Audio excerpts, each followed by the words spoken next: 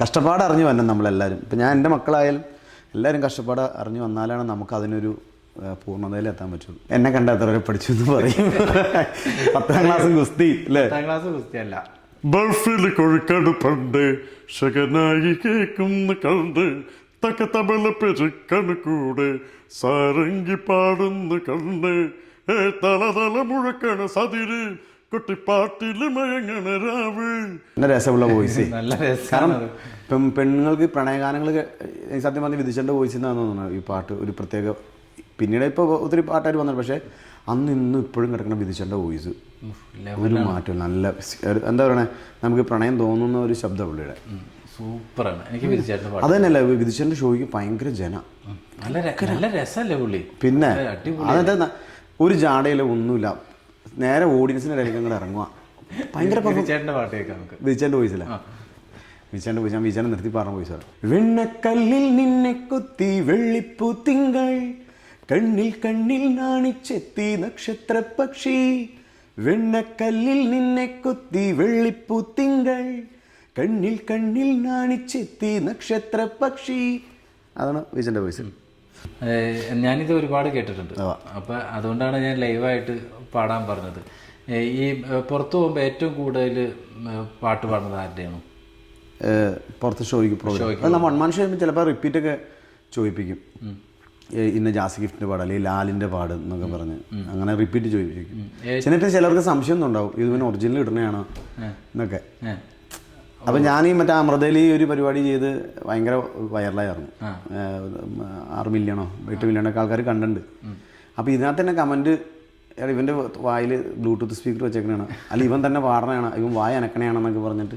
പക്ഷെ എന്നെ അറിയാവുന്ന ഒത്തിരി ആൾക്കാർ ഒത്തിരി നല്ല കമൻറ്റ് വന്നിട്ടുണ്ട് അതിനകത്ത്. ചില ആളുകൾ അങ്ങനെ എന്തെങ്കിലും അതങ്ങനെയുള്ള ആൾക്കാർ വേണം നമുക്ക്, അന്നേരം നമുക്ക് വളരാൻ പറ്റുള്ളൂ. നെഗറ്റീവ് വന്നാലാണ് നമുക്ക് വളരാൻ പറ്റുള്ളൂ. നമുക്കൊരു നല്ലൊരു പാട്ട് തരാം.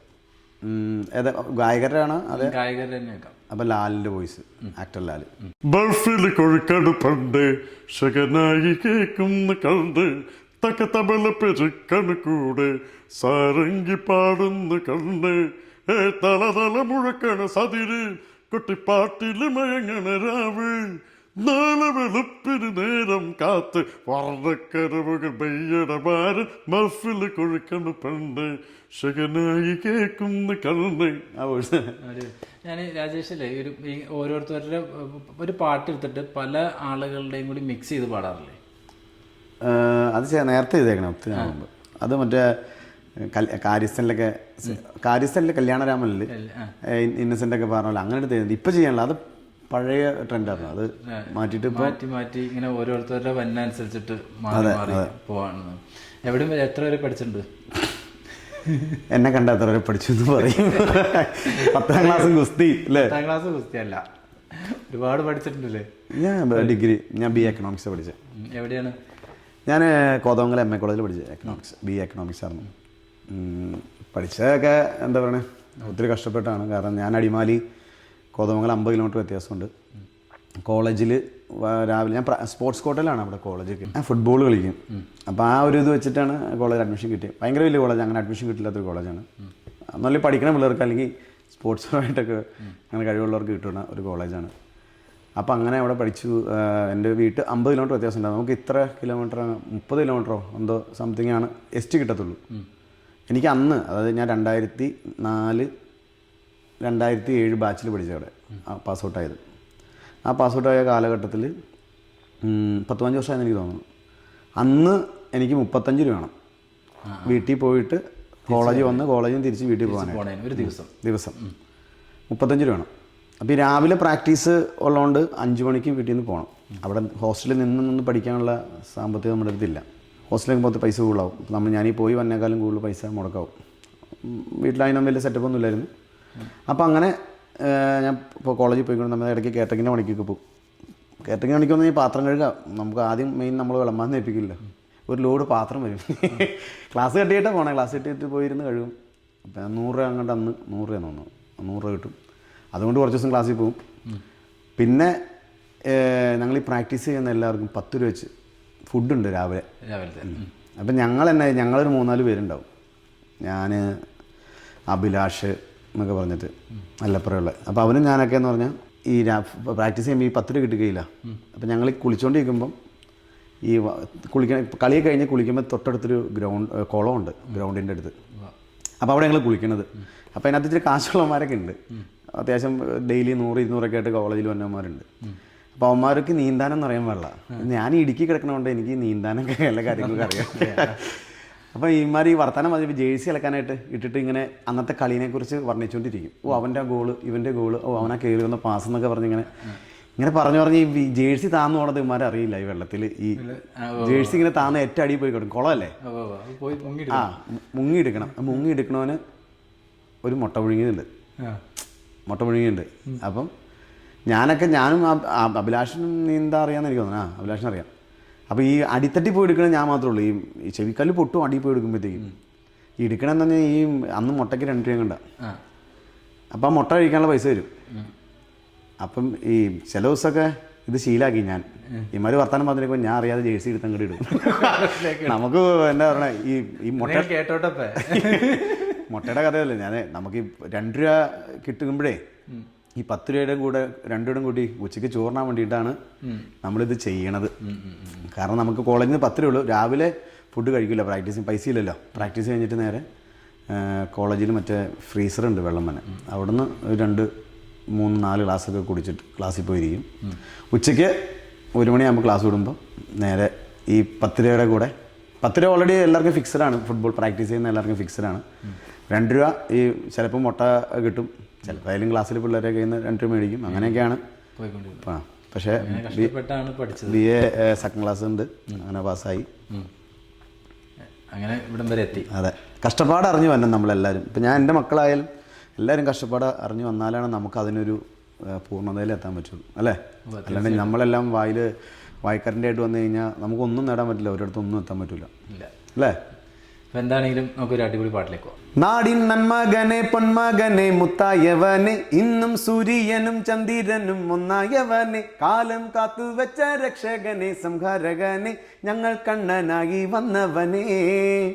ഭയമേ മാറിപ്പോ നീ അണ്ണൻ വന്നാൽ കുമ്പിട്ട് നില്ല, ഇരുട്ടിൽ സിറ്റി വാഴും രാജാവുക്ക് എല്ലാരും സൊല്ല്, ഇവനെ പടമാകാൻ എന്നും ജനത്തിരക്ക്, കാലം എടുത്തു വെച്ചാൽ സ്വർഗം പോലും അണ്ടർ വേൾഡ്, ഇല്ലുമിനാട്ടി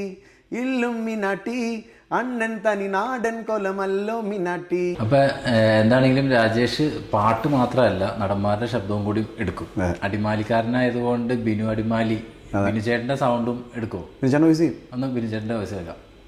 ബിനുചേട്ടൻ ഇപ്പോൾ ഇങ്ങനെ നമ്മൾ വർത്താൻ പറ്റില്ല, നോർമൽ പുള്ളിയുടെ സ്കിറ്റ് കളിക്കണല്ലാതെ സാധാ ആളുകളോട് സംസാരിക്കണത് ഈ ഒരു ടോണാണ് പുള്ളിയുടെ.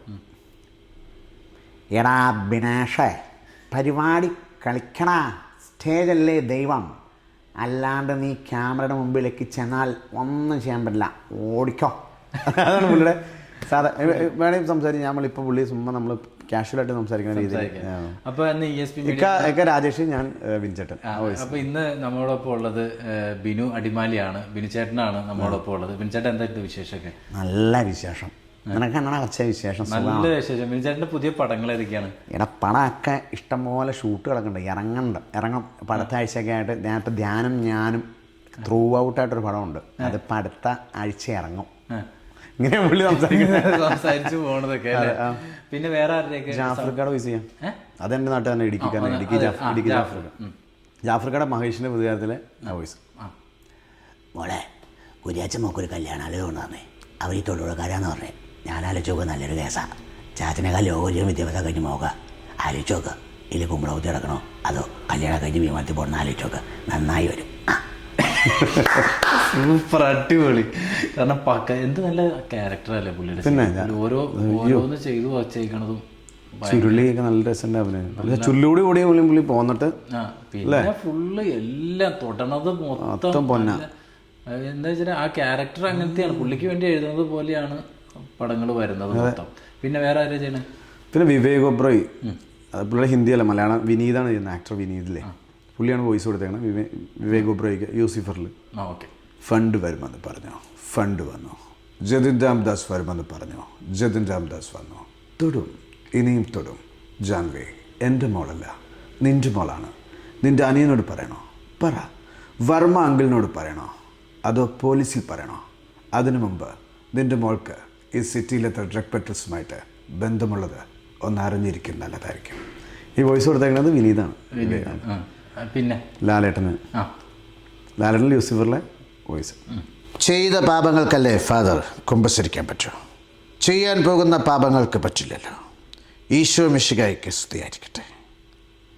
വോയിസ് അടിപൊളി. പിന്നെ വേറെ പിന്നെ എല്ലാം ഞാൻ സുരാജേട്ടൻ, പൃഥ്വിരാജിൻ്റെ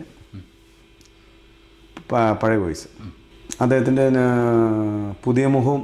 വടക്കൻ വീട്ടിൽ കൊച്ചുകുഞ്ഞിനോട് ഉടക്കാൻ നിൽക്കല്ലേ, വടക്കാൻ നിന്ന വടച്ച് കൈ തിരിഞ്ഞ് തല്ലി തോപ്പിക്കാനോ ജയിച്ച് കാണിക്കാനോ തിരിച്ചു വന്നല്ല, ജീവിക്കാൻ പഠിക്കാൻ വേണ്ടി വന്നാടാ. പക്ഷെ സമ്മതിക്കില്ല നീ. താളം കൊട്ടി മാത്രം ശീലിച്ചൊരു ശുദ്ധ ബ്രാഹ്മണനാടാ ഞാൻ. എൻ്റെ കാലിൻ്റെ താഴെ ഇപ്പോൾ നിന്റെ നെഞ്ച് പിടക്കുന്ന താളം. ഈ ഒരു വോയിസ് അടിപൊളി. അങ്ങനെ ഒരുപാട് പേര് സുരാജേട്ടൻ്റെ കൂടി വന്നു. സുരാൻ്റെ എടാ ഒന്നും പറയണ്ട, അമ്മാവൻ്റെ ഡെഡ് ബോഡി എടുക്കാൻ പോയതാ. എങ്ങനെ സിരിക്കാതിരിക്കും? അങ്ങർക്ക് ചിക്കൻ കുഞ്ഞ് പിടിക്കുന്ന കരുതി നാട്ടിലുള്ള മകളുടെ വീട്ടിൽ പോയതാ. അവിടെ വെച്ച് കാളെ കുത്തിമറിച്ചു. ഉറക്കപ്പായി എഴുന്നേറ്റ് പസറിന് കരുതി കാളയെ കറക്കാൻ ചെന്നതാ. ദോഷം പറയതല്ലോ, കാളയുടെ ഒരു സൗട്ടിന് തന്നെ അമ്മ മറിച്ചു കൊടുത്തു. കൊതുകിനെ ഭയന്ന് കാളക്ക് ജീവൻ ബലി അർപ്പിച്ച ഈ മനുഷ്യന് വേണമെങ്കിൽ ഒരെണ്ണോ കണ്ടോളൂ. സിരിക്കരുതേ, അങ്ങനെയൊന്നും പറഞ്ഞിട്ട് ചെല്ലക്കളിപ്പോവാ. രണ്ട് വോയിസ്. എന്താ രസം, അടിപൊളിയാണ്. ശൂരൻ പടയുടെ ചെമ്പട കൊട്ടിക്കോലം തുള്ളും താളം, വീരൻ പടയുടെ വൻമുലി എട്ടിക്കൊട്ടിക്കേറും താളം, ഇത് മുള്ളൻ കൊല്ലിക്കുന്നിൻ മേലെ കാവടി എന്തും മേളം. ഒത്തിരി ആൾക്കാർ ചോദിക്കുന്നുണ്ട് ഇത്ര നാൾക്ക് എവിടെയായിരുന്നു എന്നൊക്കെ. ഞാൻ ഈ പെർഫോം ചെയ്ത് കഴിഞ്ഞപ്പോഴേ, ഈ ഗായകരുടെയൊക്കെ അതിനകത്ത് ചെയ്ത് കഴിഞ്ഞപ്പോൾ എത്ര നാൾ എവിടെയായിരുന്നു അങ്ങനെയൊക്കെ പറഞ്ഞ് ഒത്തിരി ആളുകൾ മെസ്സേജ് ഇട്ടിട്ടുണ്ട്. ഞാൻ മേക്ക് കുത്താൻ നേരത്ത് ഒരു ചെറിയൊരു സംഭവം ഹൃദയത്തിൽ പതിഞ്ഞതുപോലെ ഒരു സംഭവം ഞാൻ കണ്ടു. എന്താണ് ശരിക്കും സംഭവം? എനിക്കൊന്ന് പ്രേക്ഷകർക്കൊന്ന് കാണിച്ചു കൊടുക്കാമോ? ഇതാ എന്തെങ്കിലും വിരോധം ഉണ്ടോ? ഞാൻ രാജേഷിനോട് ഞാൻ അഭ്യർത്ഥിക്കുകയാണ്, അത് കാണിക്കാൻ പറ്റുമോ?